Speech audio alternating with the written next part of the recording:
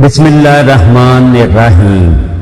اسلام کے 5 ارکان درج ذیل ہیں، جیسا کہ نبی کریم صلی اللہ علیہ وسلم نے فرمایا۔ اسلام کی بنیاد 5 چیزوں پر رکھی گئی ہے۔ نمبر 1، شہادت، اس بات کی گواہی دینا کہ اللہ کے سوا کوئی معبود نہیں اور حضرت محمد صلی اللہ علیہ وسلم اللہ کے رسول ہیں۔ نمبر 2، نماز قائم کرنا، 5 وقت کی فرض نماز پابندی کے ساتھ ادا کرنا۔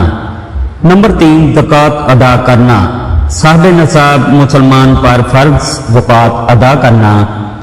نمبر 4، رمضان کے روزے رکھنا، رمضان المبارک کے فرض روزے رکھنا۔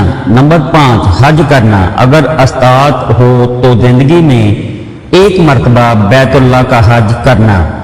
حدیث، حضرت عبداللہ بن عمر رضی اللہ عنہ سے روایت ہے کہ رسول اللہ صلی اللہ علیہ وسلم نے فرمایا، اسلام کی بنیاد 5 چیزوں پر ہے، اس بات کی گواہی دینا کہ اللہ کے سوا کوئی معبود نہیں اور محمد صلی اللہ علیہ وسلم اللہ کے رسول ہیں، نماز قائم کرنا، زکوٰۃ دینا، بیت اللہ کا حج کرنا اور رمضان کے روزے رکھنا۔ حوالہ صحیح البخاری 8، صحیح مسلم 16۔ یہ حدیث اسلام کے بنیادی ارکان کو بیان کرتی ہے اور ہر مسلمان کے لیے ان کی اہمیت واضح کرتی ہے۔